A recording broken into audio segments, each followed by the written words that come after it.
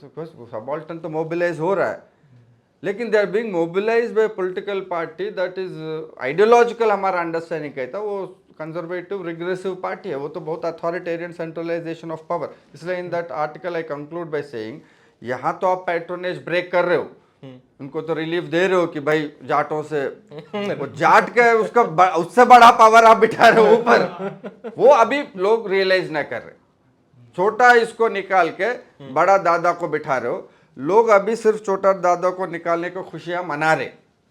Okay ये बड़ा जब बैठ जाएगा, जो एवरीवन बिकम्स वल्नरेबल, तो ये मतलब इसमें इतना इंट्रिकेट सोच है। अब देखो अग्निवीर में इंक्लूजन है लेकिन वल्नरेबिलिटी है, परपेचुअल इनसिक्योरिटी। अब 4 साल के बाद करोगे क्या?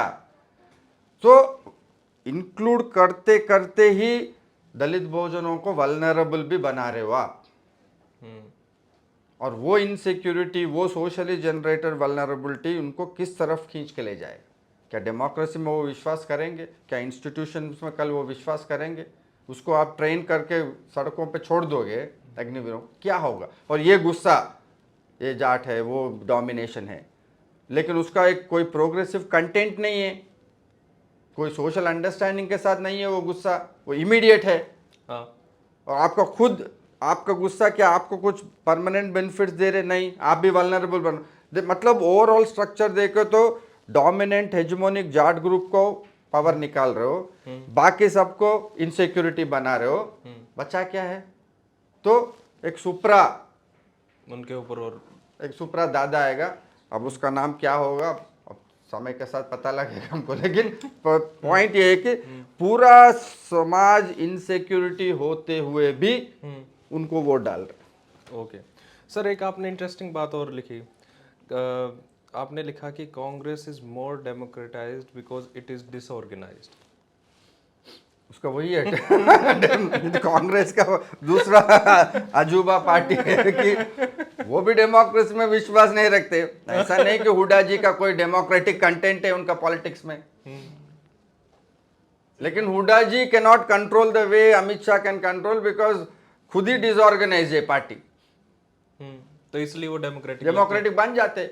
वो राहुल जी खुद कैम्ब्रिज इंटरव्यू में भी उन्होंने खुद इसका बात का एक्नॉलेज किया कि कल हम पावर में आए तो ऐसा नहीं कि अगर इवन हम चाहते हैं सबको कंट्रोल कर, हम नहीं कर पाएंगे क्योंकि हमारे पास ऐसा औजार और हथियार ही नहीं है। हमारी पार्टी खुद डिसऑर्गेनाइज्ड है, पार्टी में 10 लोग आपस में लड़ रहे, तो ये पार्टी जाके समाज को कैसे कंट्रोल करे? किसी भाई ने पूछा नहीं कि आप खुद तो कर सकते हो, अगर उसमें लीडरशिप क्वालिटी होती नहीं तो भाई पूछा, साहब ये वो खुद मेरा नहीं कर सकते। एक पर्सनल फ्रेंड ने उनसे मिला था राहुल गांधी से, ये बात चल रहा कांग्रेस में, जितना तक मेरा इंफॉर्मेशन है ये चल रहा है, लेकिन राहुल गांधी कह रहे चलते हुए एसी को मैं कैसे ठीक करूं?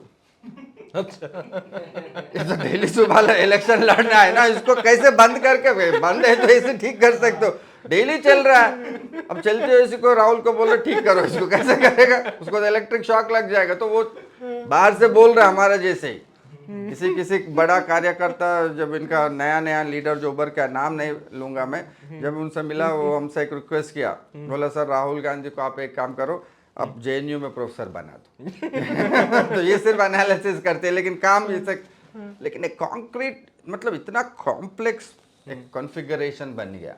आप एलीट को निकाले तो कांग्रेस के पास बचेगा क्या? जैसा हरियाणा का केस लो आप, एक ढंग से उनका स्ट्रैटेजी सही था कि आउटसोर्स कर दिया, हुड्डा साहब को बोला भाई आप मैनेज करो। बंदे ने 5 साल पैसे भी खर्चे हैं, मेहनत भी करी है, और करें क्या? चारा क्या है उनके पास? और चारा क्या है, क्या करोगे? अगर उनका जैसे आ रहा, जैसा वो मैं पॉलिटिकल पोलस्टर से मिला उधर, वो झज्जर में शायद, वहाँ झज्जर में मिले थे, वो तो कहा कि सर 2 साल से आरएसएस वाले डोर टू डोर कैंपेन करते हैं, ये 3 महीने पहले आते हैं, उनका ऑर्गेनाइजेशन ही नहीं है वहाँ पे, संगठन में जिला प्रधान और ये सब कुछ है ही नहीं वहाँ। और हमारे देश का कल्चर में आदित्य ऐसा है, जो कोई अगर आप बार बार किसी से मिल रहे हो और गलत भी वो बोल रहा है, उसके साथ आपका एक एफिनिटी बन जाता है ना भाई। आप सोचते हो इसको तो कम से कम देख तो रहे। कांग्रेस वाले 2 महीने दिखेंगे, वो उनको जानते, फिर देखेंगे भी नहीं, इनको दिखेगा भी नहीं इधर। तो even if people are not convince, ये थर्ड डायमेंशन है, पॉलिटिकल डायमेंशन। अच्छा, ये सोच रहे भाई इनको डालो, कम से कम ऑर्गेनाइज्ड है, यहाँ पे है। इसलिए मैं वो बात बताया मोदी जी का, अच्छा, कि पर्सनलाइज्ड जब आपका कनेक्शन है, ऊपर से मोदी लेके आपका घर का आरएसएस वर्कर तक लोग सोच रहे कनेक्शन है, इसलिए हम जो अथॉरिटेरियन फील करते, लोगों को अथॉरिटेटिव लगता है, भाई मोदी जी है तो काम होगा। और लोग ये लगातार मुझे बताए हरियाणा अक्रॉस कि service delivery is improve, okay, welfare scheme implementation is improve. ये जाट भाई बताए मुझे, बोलो सर आज पुलिस को हम फोन करके आपके सामने दिखाते फोन करे तो पहुंच जाएंगे। पर सर एक घंटे। गवर्नेंस पहले कांग्रेस में तो नहीं दिन सर। भर बैठे रहो, कोई नहीं आएगा। नहीं ये बात तो गलत है। हाँ, वो मुझे वो उसका हाँ? नहीं, गवर्नेंस तो पिछले 10 साल में फेल हो रहे हैं उनकी, तो नहीं तो वो खट्टर साहब को हटाते क्यों? वो भी बात आपका सही, मुझे इस पे एक डाउट था कि बट लोग हो सकता है बड़ा चढ़ा के फील कर रहे ये वो सर्विस आप डिलीवरी। किसी दोस्त को ही मिला दिया होगा फोन तो वो फोन निकाल, मैं बोले फोन निकालने की जरूरत नहीं, रखो, पुलिस आके क्या करेगा अभी।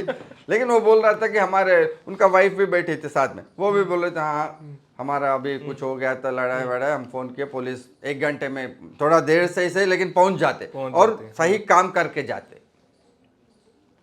अब हो आप जो कह रहे हो सकता, लेकिन परसेप्शन, आम आदमी का परसेप्शन ग्राउंड पे कि अगर सर्विस डिलीवरी और वेलफेयर, भले ही सर्विस डिलीवरी वेलफेयर का पॉलिसीज का वो लिमिट कम हो, पहुंचेगा आपके। तो ये पर्सनलाइज इसका इंडिया में, we are not a modern western European society जहां इम्पर्सनल इंस्टीट्यूशनल लाइफ उनका लाइफ का पार्ट बन गया। जैसे मैं अभी यूएस में था, हमारा किसी रिलेटिव का बच्चा गिर गया वो खेलते खेलते, तुरंत वहां पे फर्स्ट थिंग क्या है, वहां पे फर्स्ट थिंग वो लोग 911 जो नंबर उनका घुमा देते, 10 मिनट में पुलिस एम्बुलेंस 10 मिनट पहुंच गया। और उसका लॉजिक क्या है, 60% टैक्स पे करते ये लोग, वहां पे काउंसिल से, एक काउंसिल का एरिया रहता, पहुंच जाते, you are accountable those agencies because citizen is paying for you. तो एक इम्पर्सनल एक इंस्टीट्यूशनल उनका वहां है, हमारे यहाँ वो इंस्टीट्यूशनल है ना, हमारा पर्सनल है, भैया आप क्या करोगे बताओ। लीडर के साथ में हमारा पर्सनल रिलेशन है, हम इनको जानते हैं, लोग क्या बोलते हैं गांव में गए तो इनको जानते हैं या इनके रिश्तेदार को जानते हैं। यहाँ पे सिर्फ जानने से ही काम चलता है।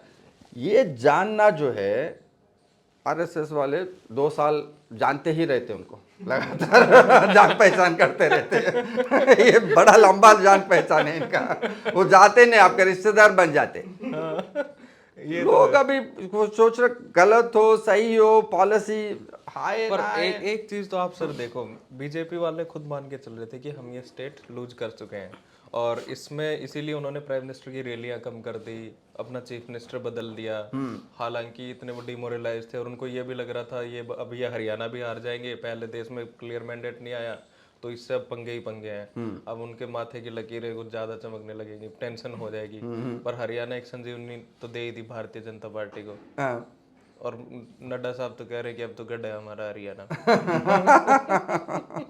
ये गैम्बल था बीजेपी का, चांस था उसका, आप जो कह रहे हो ना, क्योंकि लोग कह रहे हो गवर्नेंस का तो अपना इंडिया में लिमिटेशन है ही, कोई आके चमत्कार तो करेगा नहीं, वही लिमिटेड फंड्स देना, वही लिमिटेड डोल्स देना, वही छोटा मोटा वेलफेयर जो कांग्रेस है वही कर दे, इससे ज्यादा बड़ा कुछ कहा तो उसके लिए ऑलवेज ओपनिंग रहेगा, ऑपोजिशन को बंद नहीं होगा। लेकिन इनका गैम्बल ये था ना, गैम्बल ये था कि ये दोनों तरफ जा सकते। अगर लोगों को जाट वुमेन का इंसल्ट को, उनको वुमेन को, अगर हरियाणा के वुमेन को लगता है कि ये वुमेन का इंसल्ट हुआ, 50% आपका वोट वहीं कट गया। ये अपोजिशन का भी फेल्यूर है ना, आप कोई नैरेटिव चला नहीं पा रहे हो, भाई आप उतरो सड़कों पे, महिलाओं को मोबिलाइज करो। वो प्रियंका जी तो वहाँ लड़की हूँ लड़ सकती हूँ, तो यहाँ क्यों नहीं किए वो? ये लोग एक नैरेटिव लेते, 2 दिन करते, फिर थक जाते, खुद ही थक जाते। आराम करने की आदत, आराम करें। ये मोदी जी एक बार ले तो वो थकता नहीं, लगातार चलता रहता, लाडली बहना, बेटी पढ़ाओ बेटी बचाओ, इतना बार बोलते कि हमको खुद याद हो गया। देखो, और ये दलित अस्मिता की बात भी करने लगे थे बीच में, जब कुमारी सैलजा और इनके ऊपर वो पर्सनल इतना ओपन, जहां आपको ऑलरेडी पता है BJP is pushing a narrative of Jat misbehaviour, Jat dominance, आपको दलितों को तो एक्स्ट्रा, वो हुड्डा जी को भी तो जानना चाहिए, इतना वेटरन पॉलिटिशियन है वो, आज का बच्चा तो है नहीं, 50 साल से जो जमीन पे है, उनको वो खत्म हो गया ना, लिंक ही खत्म हो गया, कोई लूप नहीं है, कोई फीडबैक नहीं है, लोग क्या सोचे उधर। दूसरे तरफ माइक्रो मैनेजमेंट हो रहा है, हर कॉन्स्टिट्यूंस का कितना वोट्स। अभी मैं इसका बात बताता हूँ, राजस्थान जो जाके है हम झुंझुनू, उधर आरएसएस ऑफिस में भी गए हम, पता लगाने क्या हो रहा है। पहला गया तो उनका कुर्सी पे इतना मोटा गड्डी था, मैं बोला भैया क्या है ये आपके लिए मैं पूछा ये कोई पैम्फलेट है, था मैं भी दो इन्फॉर्मेशन। बोला नहीं सर, इस एरिया का इलेक्टोरल रोल है ये, अच्छा हम अभी से शुरू करें, घर टू घर कैंपेन चलेंगे। ये उनका मैनेजमेंट है, 2 साल होम टू होम, वो हर बंदे का हिस्ट्री जानते हैं, हर वोट के बारे में पता है कि ये किधर डालेगा, इधर डालेगा, उधर डालेगा, और जो उधर डालने वाला है उसको इधर कैसे खींचना है। ये ऐसा इंडिविजुअल लेवल पे उनका चल रहा। ये दूसरे तरफ आप इसके बावजूद एक माहौल बनाता प्रो कांग्रेस, आप फिर भी उसमें जाके मतलब दलितों का इंसल्ट करके वो शैलजा को पीछे हटा रहे हो, आम आदमी के साथ अलायंस नहीं बना रहे हो, कैसे बनेगा। मैं तो